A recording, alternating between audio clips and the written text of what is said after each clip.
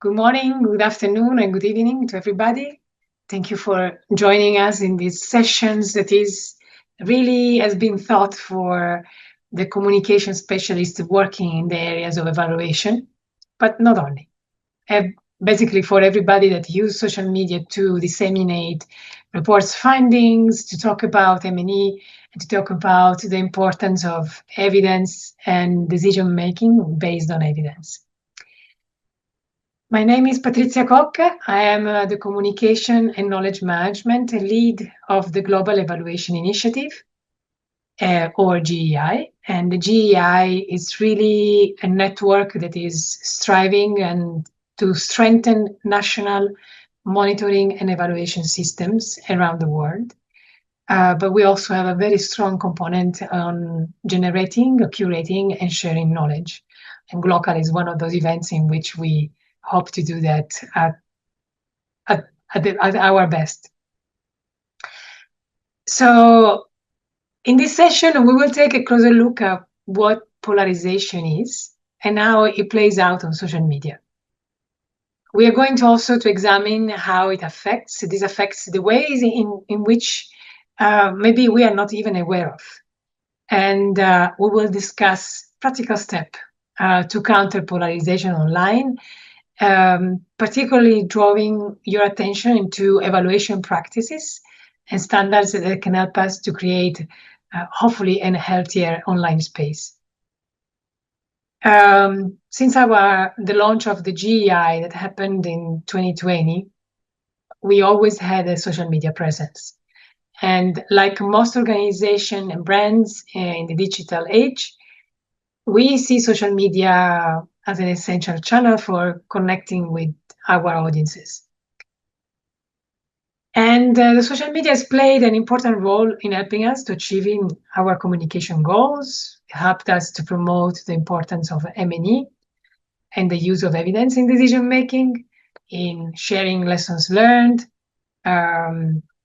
from our work in supporting development of M&E systems in countries.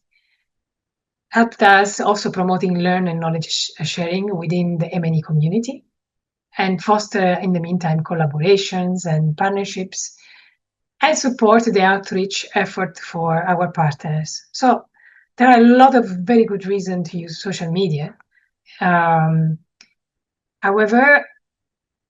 the social media, although as a community that has continued to grow, and we see huge numbers of people now connected online everywhere in the world. I think there are 5 billion of us connected. There have been a few changes, some changes in the last year that have become, unfortunately, worrying and have somehow altered the tone of the conversation that we have on social media. And especially since Twitter became X, has developed in something quite different. And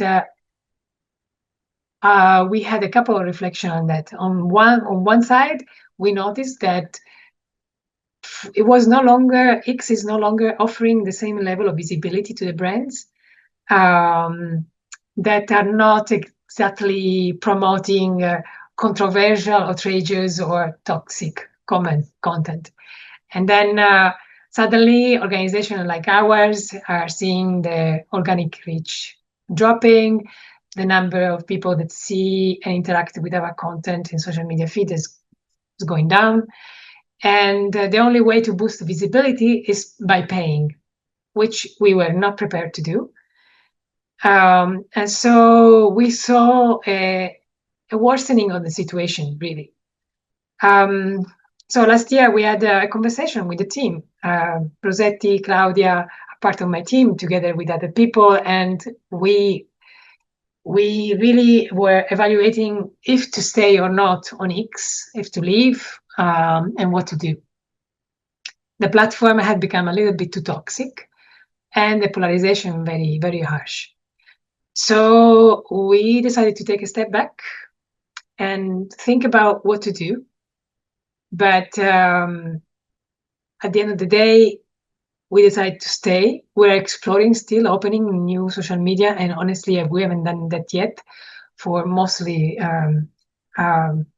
resource restraint. We are always the same people, and adding in one more social media channel can be very challenging. However, we decided to stay not just because our audience is still on X, but also because we thought that maybe we could counter a little bit this polarized vision of the world, and therefore continue to put there and in these platforms a voice that is the counter the narrative. So we felt this responsibility to stay there and do our part. And we hope that maybe together with other partners who are still promoting this kind of a culture that is genuinely social, we're going to counterbalance that. And it is quite ironical to talk about social media and to see that social media really is not driving us together. There is very little social in the social media, but it is really dividing us and putting us one against each other. What's even more concerning is that more and more people rely on social media as their main source of information or space for public debate. Although these platforms were not designed originally for this purpose. So they are a very versatile communication tool. But if you are not careful or mindful on how we use it, we can easily fall prey of the very mechanism that drive polarization. And that's exactly, so enough of introduction, but that's exactly why we are here today. So we can think about how to address this problem together. And, as you have seen from the title of the event, we believe that evaluation has a lot to teach to us in addressing polarization. Also because at its core, evaluation is about learning, is about listening to people, is about inviting diverse perspective, giving a voice to everybody, even to the ones that don't have a strong voice, and basically enabling us to have healthy, constructive conversations. And those are exactly the instruments we need for countering polarization. So we will hear more about that in just 2 more minutes. But before going ahead, I would like to introduce my fellow speakers today, who are also seasoned communication professionals and bring valuable experience to us. First is Rosetti Rivera, our social media specialist at the GEI. She brings over 20 years of experience in communication. And she worked as a broadcast journalist and later moved into the digital communication in the international development space. Then we have Bikem Ahiska. She is the communication analyst at the Independent Evaluation Office of the United Nations Population Fund. She has 8 years of working with the United Nations and specialized in communicating about climate change, the environment, development, and influential evaluation. And then last but not least, we have Claudia Olavarría, who is an expert in both evaluation and communication, and she's been an evaluator for more than 15 years. But more importantly, at least for me, she is the great coordinator of the local evaluation week, which we all are enjoying. So to start the discussion, I would like first to call on Rosetti, who will tell us more about how polarization works on social media and its implication. So Rosetti, please go ahead. Hello, thank you, Patrizia. I really loved what you said about putting the social back into social media, right? If you can imagine me giving you a heart emoji right now. Okay? And so, hello, everyone. Thanks for joining us today. And as Patrizia said, I'm Rosetti, and I handle social media for the Global Evaluation Initiative, or GEI. And, every time I open GEI's social media accounts to do my job, I think to myself, wow, this is so nice. I mean, everywhere I look, I see that GEI's social media feed is filled with content that basically mirrors everything that GEI believes in, Like I see people and organizations posting about the same topics that matter to GEI, things like the importance of using evidence in decision making, strengthening monitoring and evaluation systems, gender equality, climate change or climate action, environmental sustainability, supporting young and emerging evaluators, same topics that matter to us. And it feels like, isn't this great? It's like hanging out with your buddies in the pub or in a cafe, if you will. It's like you're hanging out in a cafe and you're having a discussion and everybody's agreeing with each other and your friend says something and you're like, dude, I really heard what you just said. There's no disagreement, no butting heads. It's all warm, safe, and cozy. But then, I hear this other voice in my head, that voice that just loves to challenge everything. And I'm pretty sure you have one in your head too. And this voice tells me, wait a minute, aren't we stuck in our own bubble? Aren't we in some kind of echo chamber? So you've probably heard of this, but echo chambers have been identified as a major driver of polarization on social media. And how does that exactly work? So, an echo chamber is an online space or environment that is populated by people who share the same views, So, it's where people get exposed to the type of content that mirrors or reinforces their own beliefs, and any other opposing views are filtered out. It's just like, if you imagine that you're standing in a cave and you shout out your opinion, any opinion, like, I believe in love, I believe in love. It's the same thing that bounces back at you, right? You don't hear something else. It's the very exact same thing. And that's exactly how an echo chamber works. Your beliefs get amplified by people who think the same way, and you don't hear any dissent whatsoever. And that's quite alarming, and that causes polarization because it basically divides people into tribes or silos based on their beliefs. And that something like that can reinforce extreme views because if people are no longer used to hearing diverse perspectives, then they can get so entrenched in their own views and they become, less capable of listening, less capable of empathy and of open-minded dialogue. And how did this all start? So where did echo chambers come from?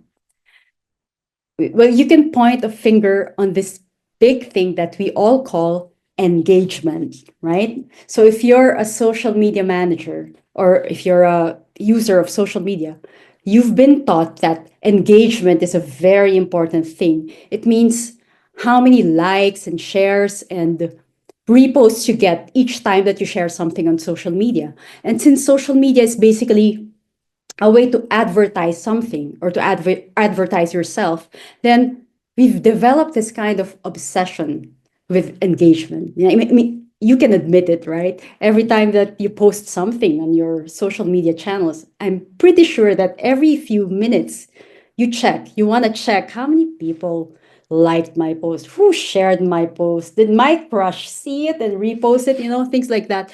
So the thing is, every time we click like or share other people's posts, the social media algorithms are watching us, and they're taking note. So the algorithms are these programs or these set of rules that decide what we see in our feed, right? And they decide based on what type of content we regularly interact with or what we click like on, what we reshare. So if you keep clicking on Taylor Swift stuff, Taylor Swift all the time, then you'll have more Taylor Swift stuff. Not that I'm a Taylor Swift fan, but you'll get more of that. Or if you're somebody who believes in aliens or UFOs and you always click like on content like that, then you'll have more of that on your feed. And there you have an echo chamber of your own because the same people who like the same things as you, who like Taylor Swift and aliens, you will be grouped into basically one silo of your own. We may not see it, but imagine the social media universe is made up of all these groups and silos and tribes, each trapped in their own information and opinion bubbles. Now, it's pretty human nature to align with people and organizations that based on our shared values and beliefs, right? But what if we believe in the wrong things and we don't know it? Or what if our beliefs may be actually right, or we believe in the good things, but we don't know anymore how to converse with people who have a different set of beliefs because we're so used to our own bubbles. The polarization that happens online can affect our real life behaviors. So if we spend a lot of time on social media and we get so used to staying in our own echo chambers, don't be surprised if one day, say, you go to a party and you meet someone who starts talking about something you disagree with, or another political party that you just don't believe it at all, and all of a sudden you feel yourself getting combative, or worse, you just shut them out. You're like, la la la la la la la, you don't exist, I don't hear you, and you just shut them out altogether. This is the real harm that polarization does. It just takes away our capacity to listen to others, or it lowers our tolerance for diverse views.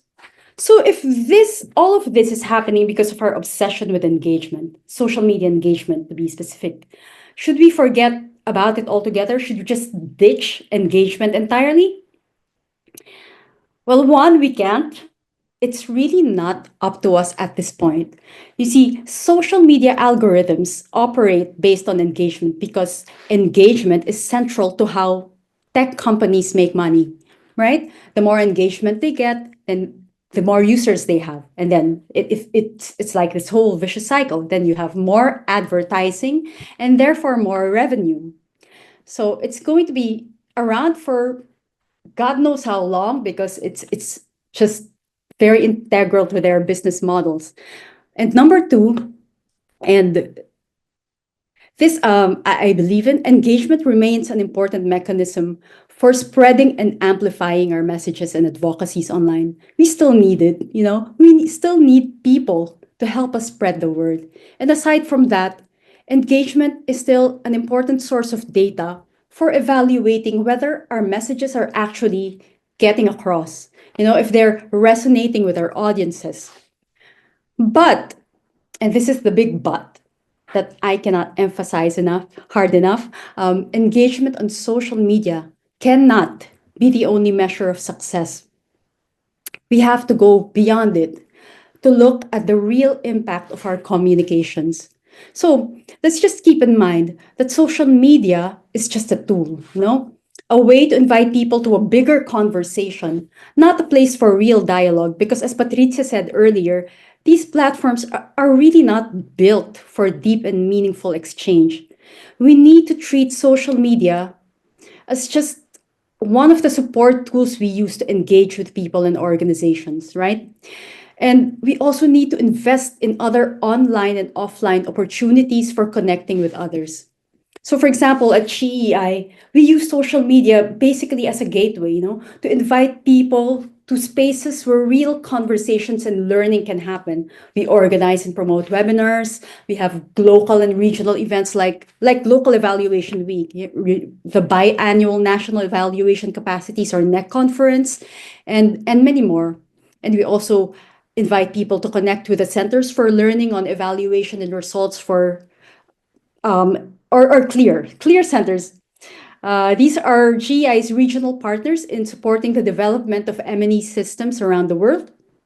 And we also invite people to our IPDET on-site training program at the University of Bern in Switzerland, and the other programs that IPDET has to help people build their capacity and evaluation, but also to build that network. And what we look at is like how many people are actually engaging with local, how many conversations happened, and how many knowledge sharing happened after that.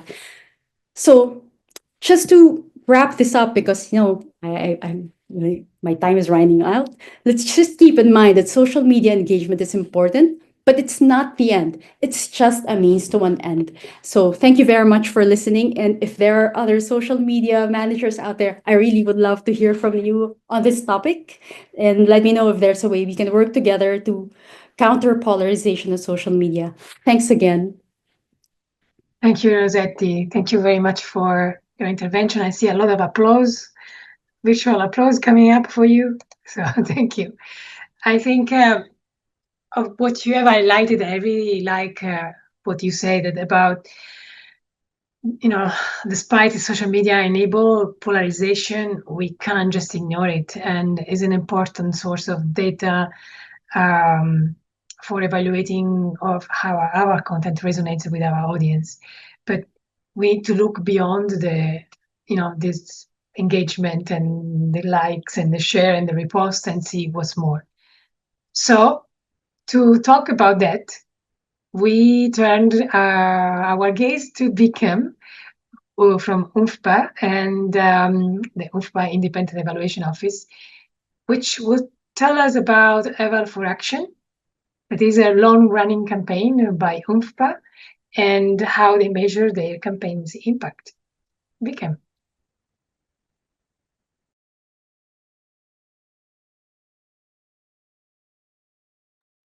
Hi, everyone. Hello. Thank you so much, Patrizia, for that wonderful introduction, and Claudia and Rosetti for being here. Rosetti, I really want to echo the importance of using social media as a tool to engage with people and drive real action. And that's why I'm here today to talk about the Eval for Action campaign and move the conversation a little further than taming the feed and combating polarization into injecting action into our feeds, which could be a tool and way for us to, combat the polarization.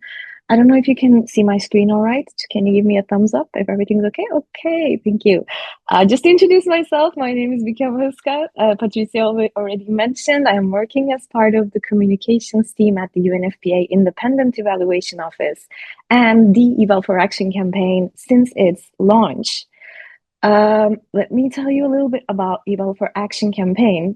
It aims to accelerate progress towards global goals and is currently co-led by UNFPA IEO, Eval Youth, Global Parliamentarians Forum for Evaluation, and IOCE.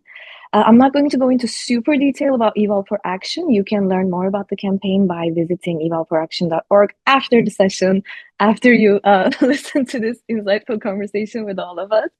But I actually wanted to give you some behind the scenes information about the campaign, because hashtag in front of the Eval for Action is not an accident. We carried it across channels to indicate that this is a digital campaign. It was meant to be a hashtag. It was meant to sort of inject the conversation into our feeds. And it was launched in 2020 during the COVID-19 pandemic, or that in the middle of the COVID-19 pandemic. And it was a time period we were figuring out how to move everything to digital. We didn't have any face-to-face meetings or conferences. We had very limited mobility, and there was a widespread fear and disinformation online. So the focus was the pandemic and the never-ending news cycle, very scary news cycle. So how do we shift the focus into the campaign and unite people virtually? Because as we know, COVID-19 pandemic really staggered progress towards global goals. And Eval for Action is aiming to use evaluation, inject evaluation into accelerating progress towards SDGs. So how do we sort of unite people in a time period that's very scary? Everybody wants to just doom scroll. And well, we managed to do it, spoiler alerts. And this campaign today has over 170 partners from all over the world. BOPEs, private sector, UN agencies, youth organizations, universities, you name it. We have a very large partner base that is driving this action around the world. And as you may guess, since we are, an evaluation team communications office, we track metrics and numbers and engagement very meticulously, and not just for the campaign, but for the UNFPA IEO social media and web presence. We like to, discuss them and dissect them and use that information just like any evaluation office comms team would to chart our progress moving forward. But when our audience is set, there is a ceiling. So numbers don't always translate into impact. And in our case, the impact is intended for the real world. So we're starting to think of ways to leveraging this digital campaign and this digital presence into seeing just how we can create real impact and how real impact can come into existence from hitting post or publish or repost. And this sort of journey lies in, this answer for us lies in the 5-year journey of Eval for Action and all the baby initiatives sort of that came out of it. And I think I can tell you about it because I joined UNFPA IEO 1st of June 2020, 10 days before the global launch of the Eval for Action campaign. And our main mode of communication, I was like, hit the ground running. Imagine hitting the ground running. And our main mode of communication was Twitter, which, as Patrizia, as Rosetti mentioned, came with its own challenges because Twitter is, even before its X days, was a space where communicating wasn't for a purpose, wasn't all that easy. And so I always feel like before we start talking about combating polarization and misinformation, we need to talk about capacitating people. When we first started, most of our 100+ partners at the time in the campaign were not active on social media. Best case, they were individual users who would feel a bit lost and not so confident about moving this advocacy online and amplify the voice of the campaign the way we want to. We would have these like digital campaigns and set aside time to give trainings to people and rehearse how to use controls of a Twitter space for a live event, for example. And this actually gave people a lot of confidence to not just keep an eye on social media for professional purposes, but also participate in these digital events that were not just webinars. The gain is twofold. You are targeting a new audience, and you are making sure that people are able to communicate using these tools. It starts this ripple effect, and I feel like it really amplifies the message. Because as a millennial, I grew up with technology. Along technology, as technology evolved, I have more confidence in these spaces than my parents or my grandparents. And as you know, this digital gap is how certain scams specifically target people who are not familiar with technology. By capacitating evaluators around the world, you don't just empower them to advocate and communicate. The side effect is that you also make it less intimidating or alien so that they are confident with their online presence and they're able to get, target misinformation easier. They're able to identify it easier. And it bridges a gap. We organized many trainings, especially for young volunteers, to align our communications and our presence on social media. We've organized trainings on usually speakers of these live events. They would come to us and be like, well, I don't have a Twitter, but I've just accepted to speak at your Twitter live events, to X Space events. So we just need to connect beforehand and show them how to use these social media tools. And what this accumulates into is the several online events, like the ones you're seeing on your screen right now. One is a global tweetathon that took place over 24 hours. So it traveled from region to region, and we had drivers, organizations from each region to pick up that sort of conversation and start the conversation in their regions, in their languages. And Commitment Drive, which was a video campaign to inspire commitment to influential evaluation, which accumulated into 133 video commitments.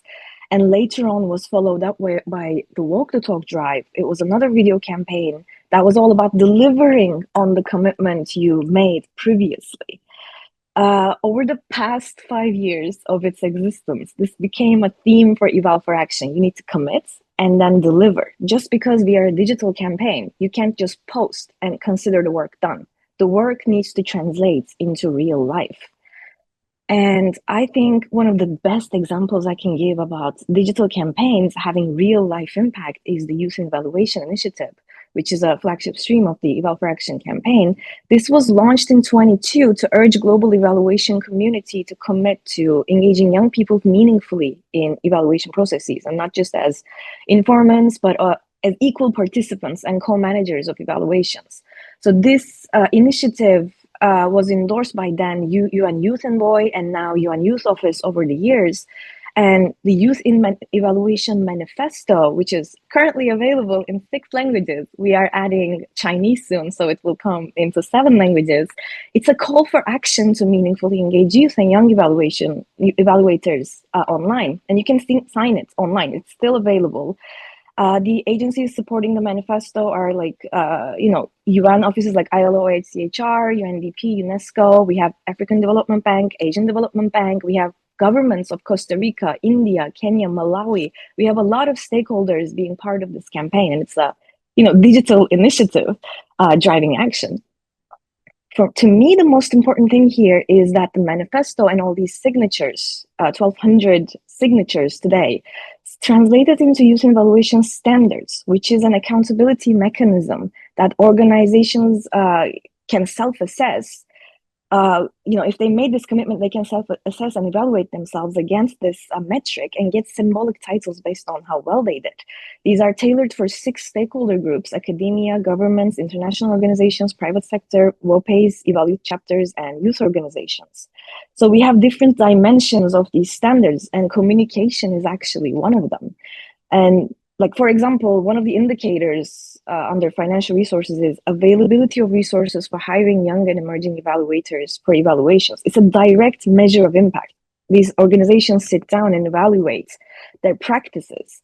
And it all started with a digital campaign. It all started with #eval4action on Twitter. We just announced the 2nd cohort of Youth in Evaluation Champions last week during the Summit for the Future of Evaluation. In 2024 and 2025, we received 105 self-assessments on the standards, including from academia and governments and WOPAs and UN agencies. So I'm very confident to say, that little hashtag on Twitter sort of accumulated into something very tangible, but something that you can really measure yourself against. The thing is, we are communicating for the same purpose. We want to push the global goals forward. We want to step away from doom scrolling and the gloom of the polarized feed and amplify true action and not just empty inspiration. Like, this is not Pinterest. We need action. We need real world impact, especially considering the conflict and challenges and eroding rights and all that was going on, like Patrizia was mentioning earlier. We need to pick up the torch and walk towards change after hitting that like and repost. It's how we become the change we want to see in the world. So I don't know how over time I went, but I want to thank Gokul for this panel, truly, for recognizing the importance of moving beyond vanity metrics and focus on the true impact of how all this translates into the real world.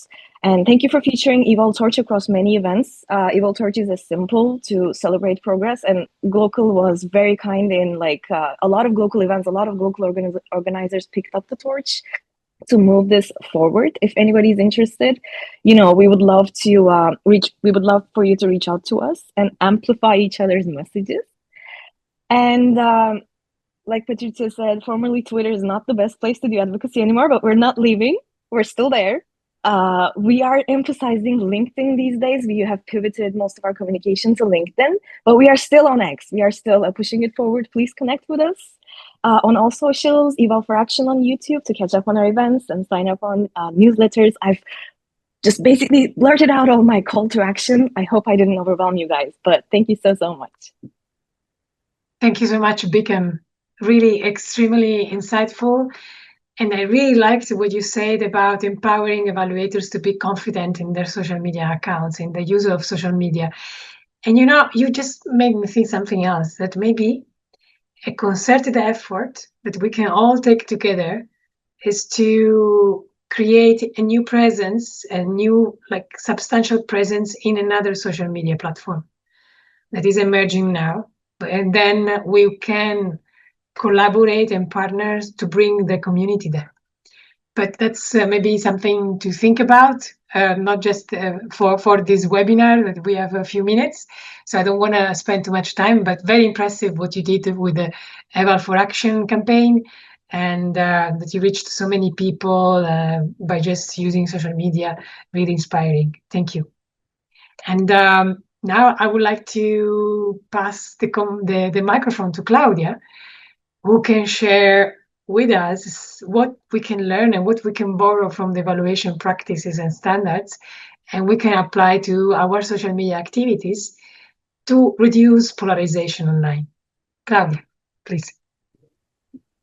Thank you, Patrizia. Thank you, Bikem, for that very inspirational intervention. And celebrate what Eval for Action is doing, and I'm a big fan of this campaign. And thank you very much, Rosetti, for your very inspiring and brilliant reflection. I really enjoyed that.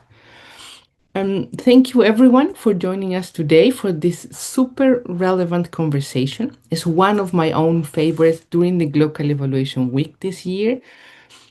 We're facing deep crisis indeed, but there is hope. And I celebrate this from the bottom of my heart, the transformational potential of our communications in social media and behind. And what we have just heard is the best example of this potential. Throughout the Global Week, we have been exploring how evaluation can better contribute to a better future for all, especially in advancing climate action on one hand, gender equality and social justice, and peace.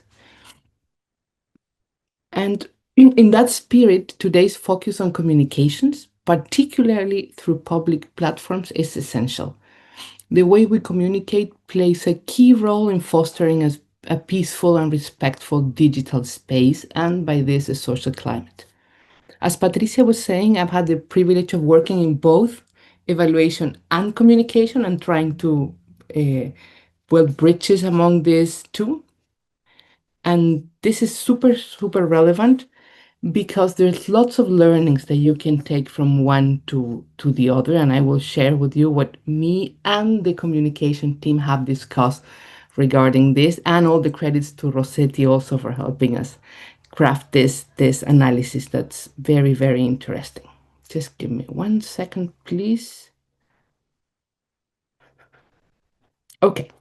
So today I will be sharing some practices, standards, and principles that we use as evaluators that can help or can be super helpful in addressing polarization in social media.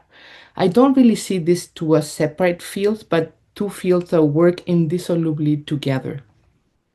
You might be wondering, evaluation and social media, where's the connection there?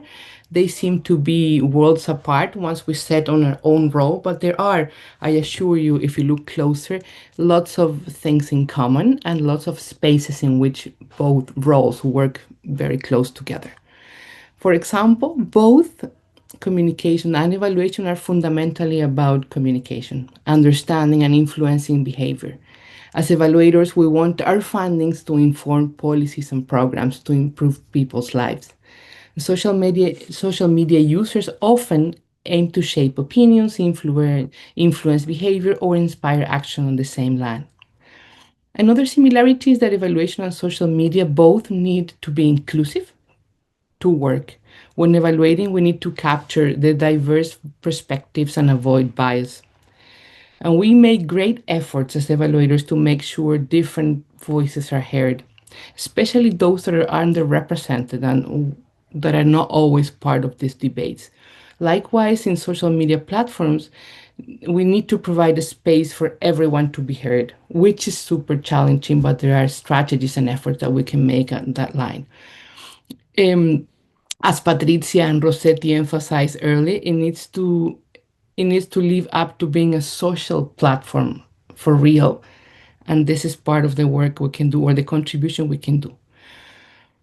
Also, in the other way around, our evaluation practice can highly and deeply benefit from using more effective and efficient communication strategies throughout the whole evaluation process.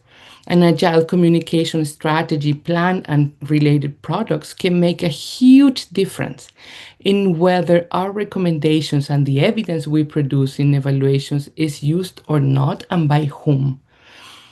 So many synergies are possible between those two fields of work, and I'm super glad to start the conversation about what I'm thinking those spaces are. And I would love to hear what those of you that are evaluators or that are close to the evaluation practice, can share in the chat. So before I get to that, I encourage you to please share your own recommendations to connect and to learn from the social media communication to the evaluation field and vice versa. So, as an evaluator and a communication professional, I have 10 recommendations that I want to share with you. Just to start the conversation, and I was telling you, the first one is using an inclusive language and framing. So, as you know, evaluation pays close attention to how language connects with different stakeholders. So, we try as hard as we can to avoid jargon or overly technical terms that might confuse or exclude people from the debate. Social media posts can and should do the same. So it's important that we use clear and accessible language that resonates with audiences and helps build trust and invite more people into the conversation and allows us to hear the perspectives of people that are speaking in a simple or not as simple, but a day-to-day language or even languages from other fields. The second is participatory approaches. In evaluation, we use or we try to use participatory methods that bring stakeholders into the process, making it a two-way street rather than just a broadcast. In social media, we could mirror this by encouraging real dialogue, not just posting and hoping that people respond, but actively invite people to join the conversation. Ask them questions, ask them to share ideas, and include or try our best to include marginalized voices to participate in those debates. In the same line, the third is to engage diverse voices. Evaluation stresses the importance of engaging diverse voices, perspectives, and life experiences. And social media can apply this by inviting people with varied perspectives to participate in discussions, thus breaking these echo chambers that Rosetti was enlightening us about in her intervention. The fourth space in which I think many synergies are possible is ethics and integrity. So, as evaluators, evaluation standards, as research standards, also emphasizing ethical and in an appropriate ethical treatment, respect for people, fairness, and transparency.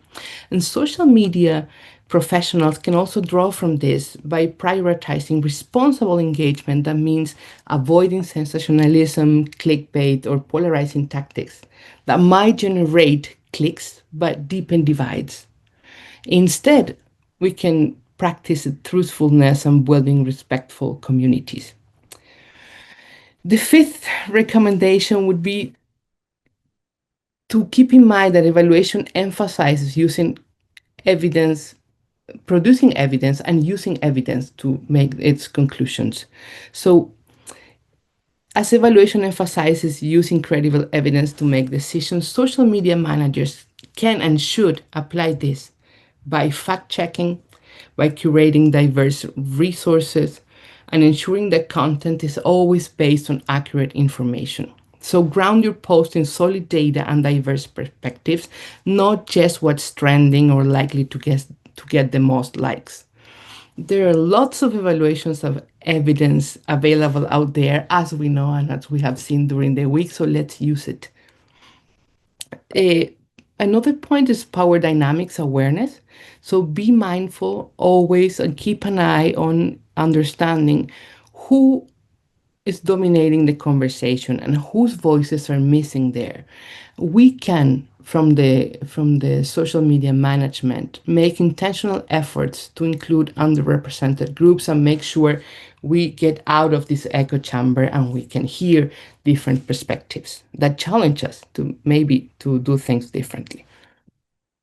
Rosetti has spoke about this and Bikem did too. But I think it's always important to highlight the need of using indicators that are other than engagement. Let's just not only look at likes. Evaluation often looks at impact behind numbers. We go to the field, we talk to people, and we try to understand what's behind the numbers.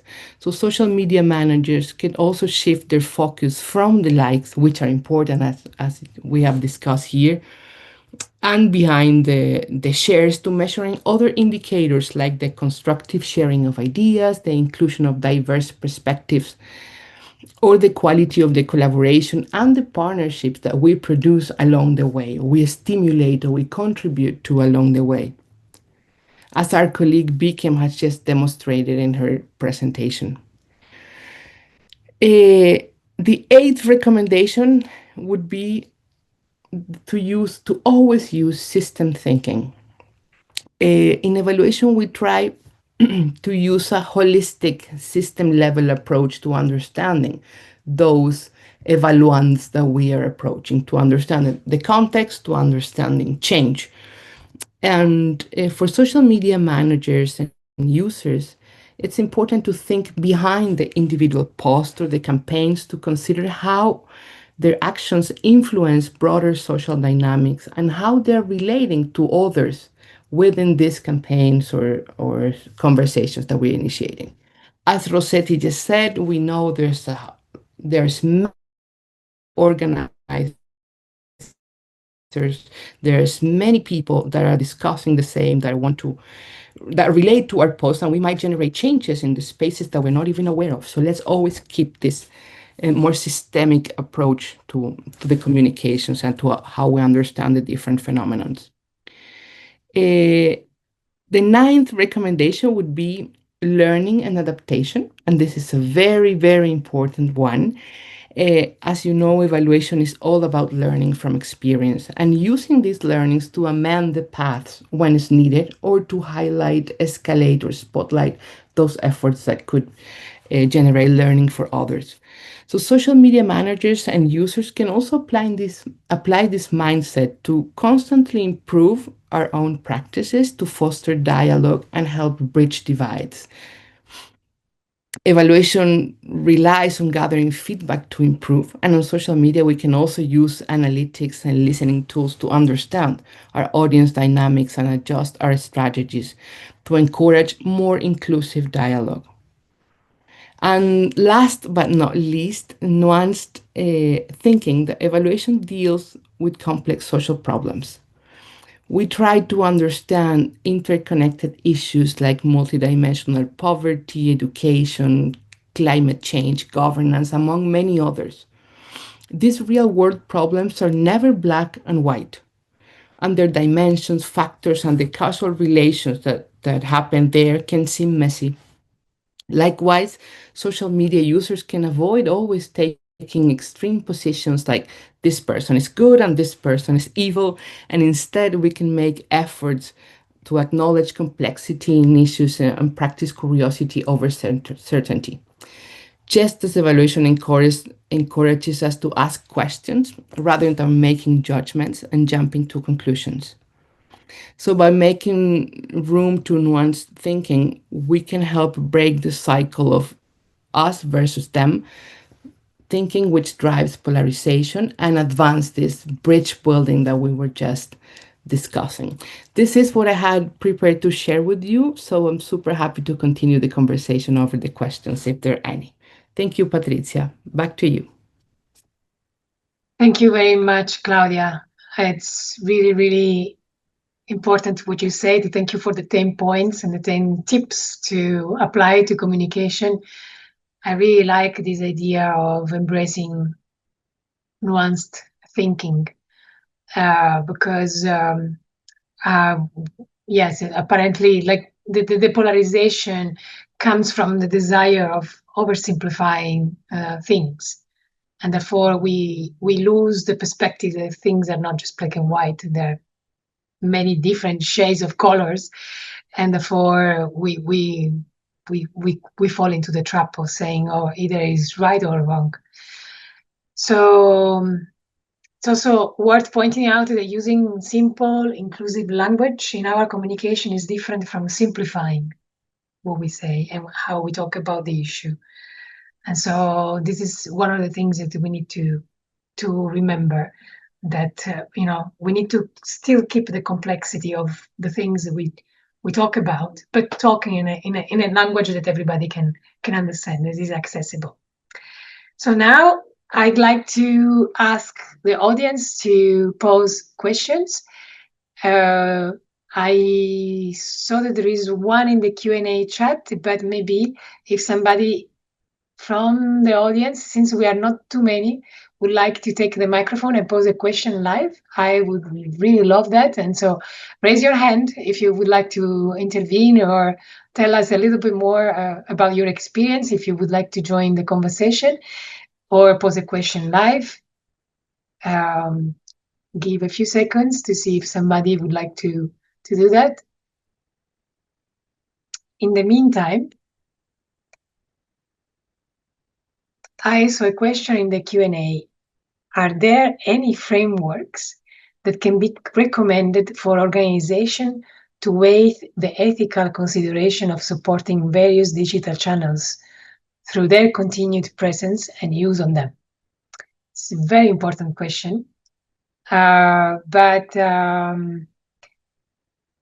is anybody among my speakers, would anybody, Claudia, Rosetti, Bikem, would you want to speak about this? I can jump in for a bit. Um, you know, I haven't heard of any universal framework for this. There are several, you know, but in my experience, in the organizations I've worked with, including at the World Bank, it really depends on your internal conversation. You know, it's something that you talk about within your team. Just like Patrizia was, and something that you regularly assess, because so many new platforms come up, something shiny comes up every year, each time, and there will always be online fads. So it's a conversation that needs to continue, and you always have to regularly meet and assess. Should we join this platform? What's happening in this platform? Do our values align with this platform? Just like Patrizia told you earlier in her introduction, that last year we had several conversations about this. She called us into a meeting and to discuss if it's actually still worth staying in a platform that doesn't align with our values anymore. And so for me, that's more effective than just following a certain framework. It could be something that you build within your own team. How about you, Bikem and Claudia? What do you think? You know, what you're saying really resonates, because one single framework to measure yourself against, I feel like in the fast evolving environment of social media doesn't really makes sense to me. When somebody writes framework, my brain immediately goes to several UN frameworks, which are publicly available on, you know, how to communicate, the language around we communicate, and we strictly adhere to them because we want to amplify one voice. But there's also inside, you know, individual organizational frameworks. You just need to sit down and do the, you know, the due diligence of what you want to communicate, how you want to communicate it, and create your own framework, drawing inspiration from outside, you know, seeing good examples and good practices to develop your own. Because I think if we had one singular framework, it would be outdated like yesterday. You know, there is really no way of keeping up with the pace of social media in a way. It's just about creating a value system, or like an approach system, and then keeping your message aligned to that system, in my opinion. Yeah, I would like to echo what Rosetti and Bikem had said. There's not much to add. But anyways, giving the reflection I shared, I wanted to highlight that if we look at evaluation, this need of looking at their own practice critically, taking a step back and think, okay, where we are now, what we're doing, and what change do we want to make, is an exercise that should be made often, to value not only those frameworks or those platforms, but everything we are doing in terms of our strategy, our communication strategy. So in these terms, I wanted to also reflect on the times, the institutional times that are always slower, especially in big organizations. So it's not that we can make a change right away. It takes us time to look at what tendencies are there, what people are doing, and how things change. So it's important to have these reflective spaces to plan ahead, but also to be very responsive to the context. What happened, for example, with X this past year is not something that we could predict 2 years ago. So it's not that we're planning to exit it. It's something that we need to be as prepared as possible to react. But considering, as I told you, that these times could be slower, that there are a lot of things to put in the table. For example, the alignment that Rosetti was saying with the principles, which I think is super important, the risks that could be out there, and of course, the opportunities that emerge, new spaces in which we can help install a conversation. So I think it's always good practice to look at our own communication or personal communication and to see what we can learn from there to the institutional work we're doing, just because the timings are different. And of course, using this systemic approach and keeping an eye on other stakeholders and partners, it's important to share good practices. If we see that our partners or our friends or colleagues are doing something that did work very well or didn't work at all, it's important that we share, we learn from each other, and we do not all, how do you say, we all make the same mistakes on the way. So spaces like local and especially like this event are super important for this sharing and learning together to see what path needs to be amended in the way. That's all on my side, Patrizia. Thank you. Thank you, Rosetti, Claudia, Bikem. I don't see any more questions from the audience. So maybe we can wrap the conversation today. Yes, Rosetti? Sorry, Patrizia. I Sorry. see another question from Harriet. Oh. Hi, Harriet. Thank you for joining us. Okay. I think we missed this question. Oh, yeah. To hear if anyone has advice on monitoring and evaluating the effectiveness of our social media posts. Who wants to start on this one? I'm sure we have a lot to say. So I'll start. We actually have two more questions that I didn't see that when they came into the chat. So basically, when you start a post, right, and I'm sure this is all something that we know already, or you start a campaign, it always starts with your goals. What are your objectives for communicating something or for starting a campaign? Is it to get them to read an article in your website, or is it to invite them to join a webinar? Or to subscribe to your newsletter. So there's always like a very specific goal that you want to achieve for communication. And this is something very nice that Bikem already pointed out, that there's a goal. You communicate with a purpose, right? So that's how you're going to measure the effectiveness of your posts. You're going to measure it against that goal. So how many actually joined the webinar? So there are two ways that you do that. Like quantitatively, you look at your analytics, right? You have native analytics on social media. You have other platforms that you can use for watching your analytics. So this is how you monitor how many people actually responded to your post, or you have Google Analytics to see how many people from social media actually went to your website. So this the way that you watch your quantitative data. They have to be integrated. They have to be connected with everything. You watch how people are interacting with you on social media, how they interact with you on the website, on your website, how they're interacting with you on your newsletter. So you see when you invite somebody on LinkedIn, join their newsletter, and then you actually see them.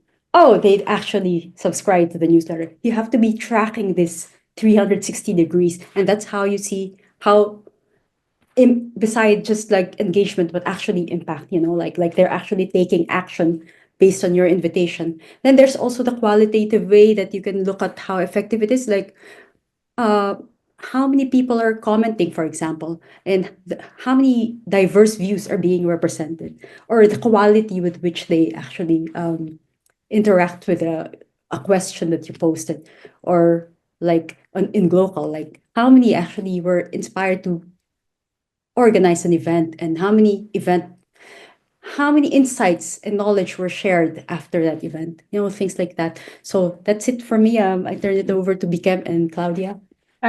Yes, it's already 4 p.m. I'm very sorry. We are out of time, also because I need to launch another webinar. I'm so passionate about this, sorry. So there will be another webinar in half an hour, and I need to launch the practice session. But to conclude, I really wanted to emphasize, I saw a lot of interesting questions that they just came in the last minute. I really wanted to take these as my commitment to you. First of all, thank you for being with us and listening to our thoughts and sharing your thoughts through the chat and through your questions. I really think this is very, very interesting conversation that we should continue as a communication professionals online and through other media. So my challenge for my team and Bikem, why not with you as well? We will need to create a space where to discuss this, because I feel that many of the questions regarding, what it says about the organization that continue to stay on platform that do not align with their values says about the organization themselves. Or, for example, what about the fact that as we try not to oversimplify, we end up not being attractive because we don't have the sound bites that are really, they go viral. And so how do we work on that? So I really, really, really good questions. I don't have an answer yet, but I'm pretty sure that we can come up with something pretty good, close to an answer if we put our brains together. Thanks again for being here. We're going to share the recording of this webinar and the tips that Claudia shared with us, with you all, and possibly also a transcript of the session so that you will have some material to work with. Thanks again, and see you in another global event. Bye. Bye. Thank you, everyone.